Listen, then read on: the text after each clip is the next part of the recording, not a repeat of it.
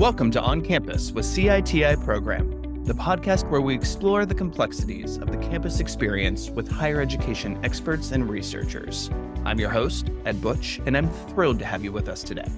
Before we get started, I want to quickly note that this podcast is for educational purposes only and is not designed to provide legal advice or guidance. In addition, the views expressed in this podcast are solely those of our guests. Welcome back, everyone, as we continue our conversation on undergraduate research. Once again, I'm joined by my co-host for this episode, City Program's Associate Director of Content and Education, Alexa McCullen, in our conversation with Dr. Lisa Piazza from the University of Tennessee at Chattanooga. What about for students who might be first generation or underrepresented? What are the barriers that exist for those students, and how should institutions address those concerns? That's a very complex situation that has kind of, we've made some strides there.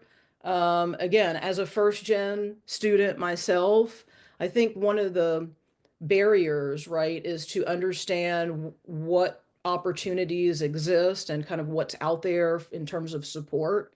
But one of the barriers is just that, right? Getting out there and connecting with the students so that they are well aware of, okay, here's a menu of things that you can do, right? Because we want them to get involved in undergrad research, but also the other high impact practices, study abroad, doing community-based projects. And, a huge barrier is the financial piece, right? I work with, lots of different students from different backgrounds, some single moms that are out there trying to kind of, do everything that they need to do to be successful.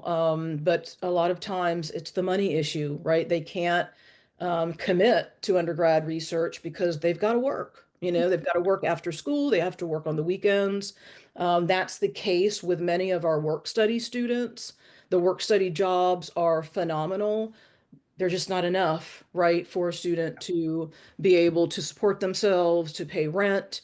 And so I would say that that is the primary barrier always. It's the financial more than anything else. So we have created, with other campus partners, all kinds of funding opportunities. We did a Paris research program a couple of years ago, and that was open to all students, all levels, right, to try to attract and really connect with those students, again, who maybe did not know about the resources or the opportunities. And there was quite a large funding award associated with that. So, I mean, we got some really great students that year. 3 of them were supported. I think it was $7,500 each to do that program, and they just created phenomenal projects as a result. But I would say it's the financial, right? The financial barrier is what we see mostly. Awareness and just having the information to know that they can be successful in this is kind of another reason why we're always trying to, be out there and talking with students and helping them understand what the opportunities are and how we can help them, right, to achieve those goals. Yeah. You've given us some amazing background and kind of everything on this and some of those barriers and ways that they can be addressed. But when it comes down to it, what does effective undergraduate research really look like? And does it need to be tied to a lab or a formal program? Oh, that's a really good question. Not necessarily. So undergraduate research, there are lots of entries to this, right? A lot of faculty on our campus actually build the undergrad research experience into the coursework, into a structured course. That is phenomenal. But that's not always the case, right? So it's always our job to keep thinking about, okay, if they're not getting this experience within a structured class, right? And they're not getting this in terms of just their usual sort of academic sort of trajectory or conversations. Like we just heard from a number of our summer institute students that there is no conversation about research because the path here is take a class, take the tests, get the grade, and then move on, Right. right? Right. So we're constantly trying to think of ways, right, to welcome students into a program where there's time to talk about what is research, right? What does it look like? What are the pieces? What is research integrity? What does that mean? When we talk about the research process, what does that mean? And so I think there are all different kinds of opportunities and ways for students to get involved. That's precisely why we offer these summer programs. Sometimes students do not have time to do this over the course of the fall and spring semesters, but they can absolutely dive in summer. And so that's why those programs have been quite successful. A lot of the projects that students will get involved with here in Chattanooga because there's a great sort of collaboration between the school, faculty at our school, and community partners. So sometimes that's what undergrad research looks like, and students are going out doing field work, working, with entities, community entities, or organizations to do research, and that is phenomenal. Those projects are really amazing. And so that's the positive thing about undergrad research is there's a lot of ways for students to get involved, which, is essential.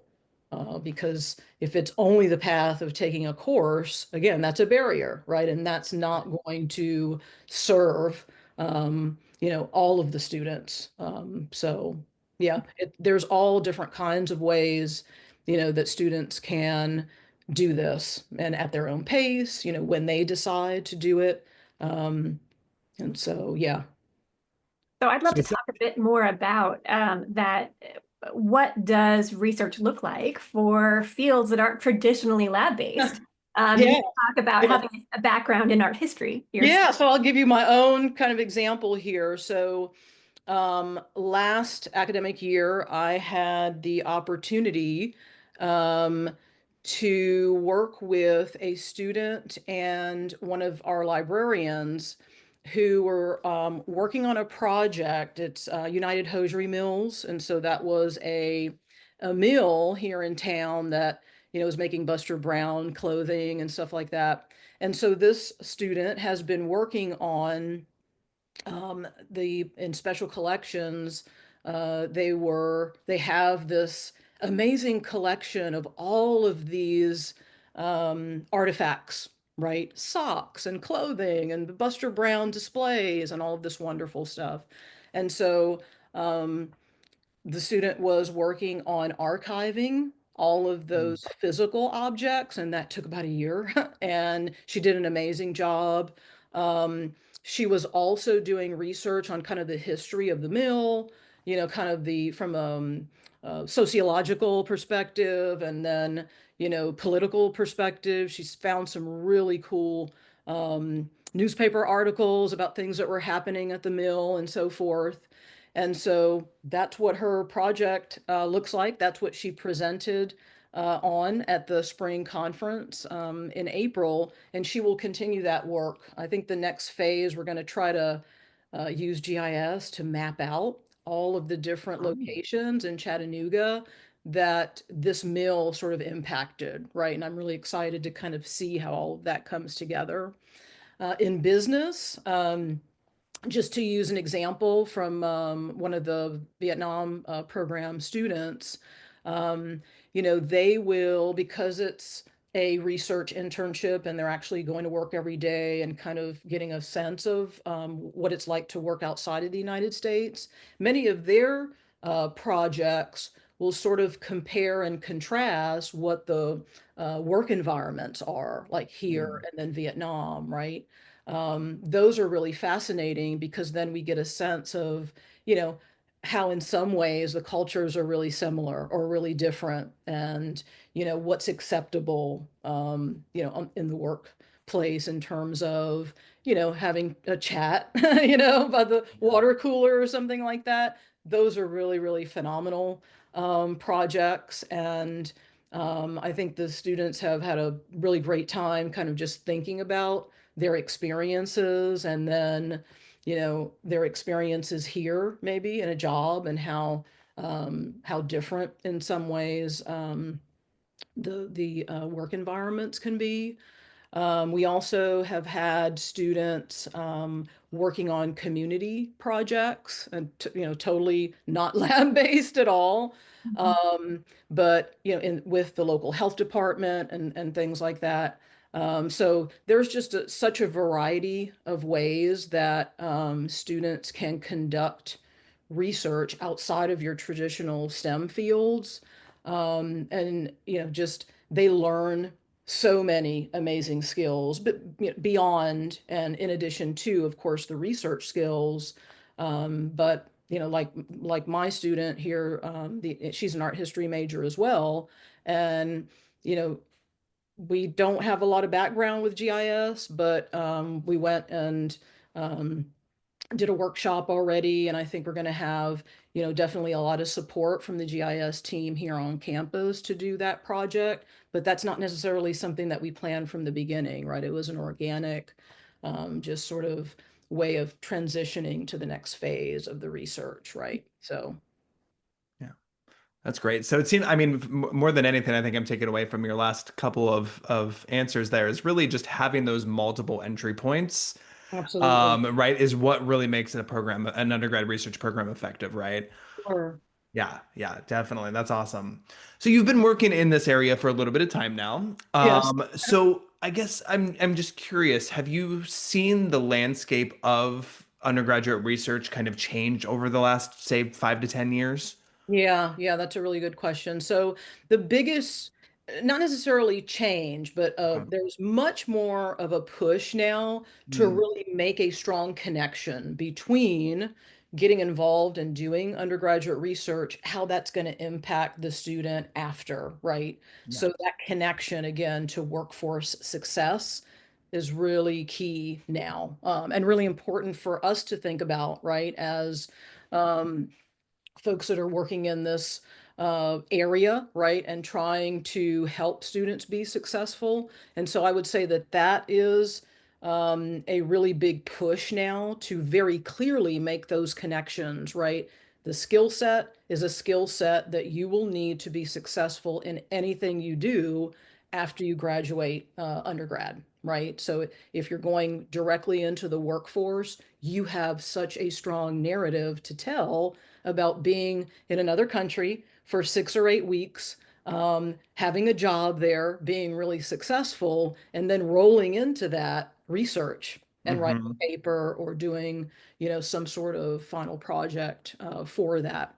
If you're going into grad school, you're going to be extremely competitive for grad school because it's not every undergrad, right, that is going to do undergrad research or study abroad or these other things. And so, again, you have a really strong narrative to tell. Here's exactly what I did under direction of Dr. Smith. We worked for a year and produced XYZ. I actually got a chance to present at 2 national conferences and 3 regional conferences. I mean, there's a whole host of experiences that the student will be able to put forth for grad school, med school. So that's the primary push.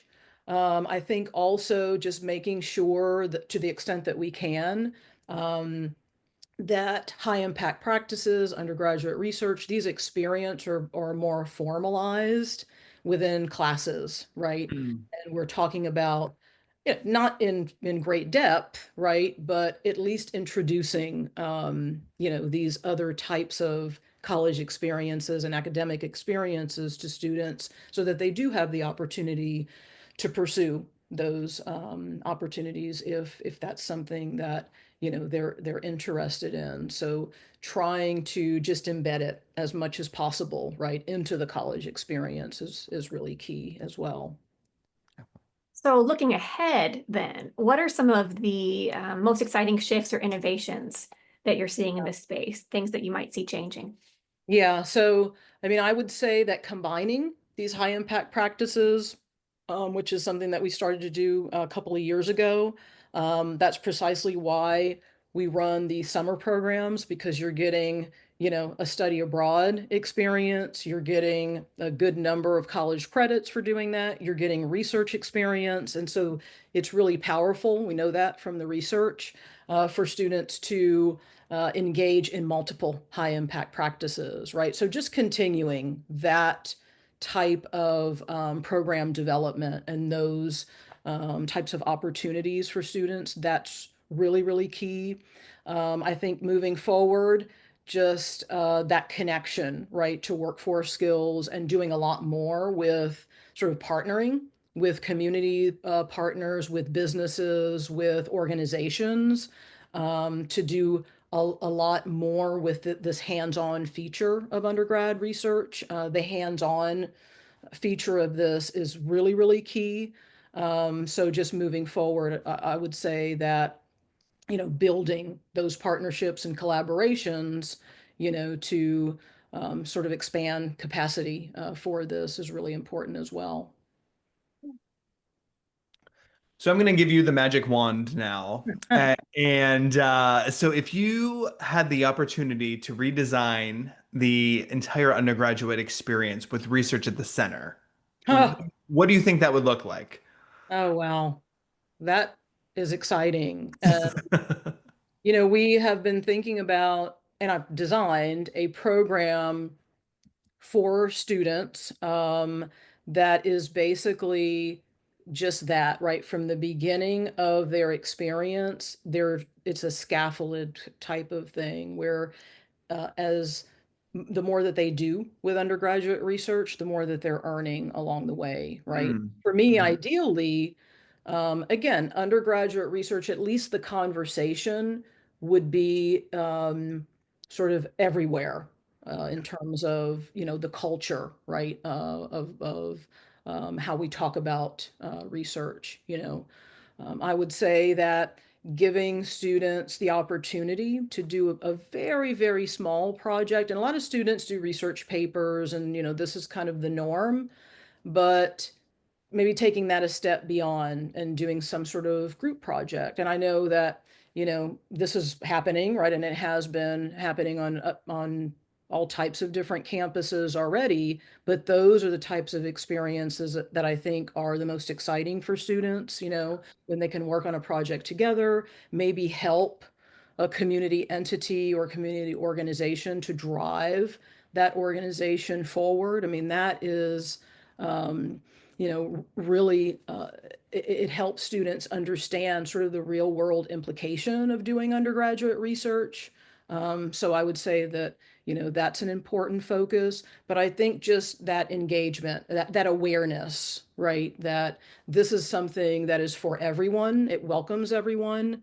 And certainly something that is going to help you no matter what you choose to do after the undergrad degree. So just having that exposure and that ability to be able to take advantage of undergrad research if they want to, right? And not so much, the full experience. So that's something else that I've tried to do a lot more in this position. But when we think about undergraduate research, right, it's typically you're doing research with your faculty mentor, you're getting a sense of the design and methods, and you've got your hands in, the data and the analysis. And then, you present, and if you're lucky, you get to co-publish with your mentor. But in this new program that we're planning to launch soon, you can come to a workshop, right, and learn about the process, the research process, and then maybe get a badge or certificate that you kind of know that skill now, right? The next part of that is actually getting into research. So if you're lucky enough to get selected, you get a badge for that too, because that's a whole skill set there, right? Once you get into research and you're doing your thing, then there's funding to support you if you want to, you know, go out and present your research at a conference. And so it's scaffolded so that it's encouraging students to take that next step and to actually, do this with the support along the way. Yeah, almost that micro credentialing approach. Absolutely. Yeah. Yeah. Absolutely, absolutely. At the end, students will get a graduation cord and, a certificate of completion. But, that's kind of the dream is just incorporating the undergrad research, high impact practices, in Hmm. general, a lot more into the student experience. So that Yeah. they kind of don't, wake up on graduation day and then learn that, there's all these things that they could have done. I mean, that's what we're really trying to work towards in terms of the awareness piece of what we do. Yeah, again, reducing the barrier of entry, like Yeah, getting it absolutely. smaller, digestible, Sure. achievable things. So finally, for the faculty who are listening right Hmm. now, what's one practical way that they can start or deepen their involvement in student research? Sure. I would say just from a kind of a local perspective, we are constantly sending out information about what we do. We will hold a faculty meet and greet at the beginning of the semester because we want to connect with faculty. Every time we connect with faculty, there are great things that come out of those conversations and collaborations. So I would say if you're at a campus that has an office for undergrad research, explore, right, their services and support. If they, if there's a barrier for them um, being able to provide a resource, then they'll be able to direct you to another office on campus, perhaps that can provide that resource. For faculty who want to get involved with undergrad research, there's the Council for Undergrad Research, and so our institution holds, an institutional membership. And so one of the first things that I'll do in my little welcome messages to faculty is really encourage them to create their membership, and it's totally free to faculty on our campus.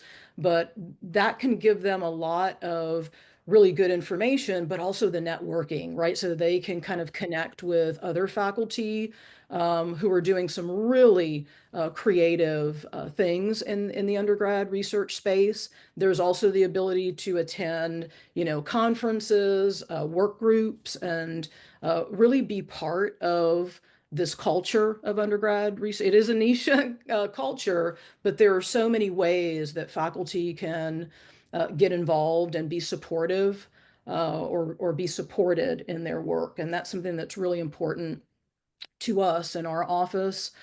We are constantly trying to think of ways, how do we sort of get the word out there that our faculty are doing these amazing projects with students on campus, right? So I'm constantly bugging our communications folks to write stories. I mean, a simple thing of writing a story for the website is a great way to get information out there about what faculty are doing with their students. So that's another thing that faculty can do on their campuses is just reach out and say, hey, I think, this might be a really great story for the school newsletter or the school website.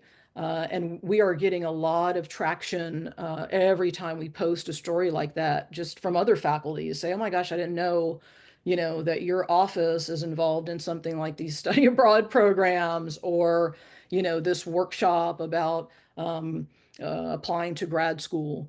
And so I would encourage faculty, if they have an office for undergrad research, maybe start there and definitely become a member of the Council for Undergrad Research. There's a lot to explore there and a lot of ways that you can get involved, especially, if you're really interested in creative teaching and learning. It's a great community. Yeah. Great. Thank you so much. It's been such an interesting conversation listening to you and all the things that you're doing to support undergraduate research experiences and how integral faculty are in that process. Sure, sure. Absolutely. Absolutely. We have nothing without the faculty. Right. That's one of my, kind of, it's faculty are driving everything Hmm. that we Yeah. do, and they are so, so critical to this mission. And so what we want to do is be there to support, everything that they do in terms of undergrad research and really getting students involved. And we've got phenomenal faculty mentors on our campus, so we're really lucky in that respect. That's great. Thank you so much for sharing your story and your Oh, experiences. awesome. And I also want to thank Alexa for joining me as co-host for today's episode, and also encourage listeners to subscribe to her podcast on research as well. That's great. Awesome. Thanks so much. I hope people will come and listen as well. I invite all of our listeners to visit cityprogram.org to learn more about our courses and webinars on research, ethics, compliance, and higher education. I look forward to bringing you more expert guests to discuss what's happening on campus. Special thanks to our line producer, Evelyn Fornell. Production and distribution support provided by Raymond Longray and Megan Stewart.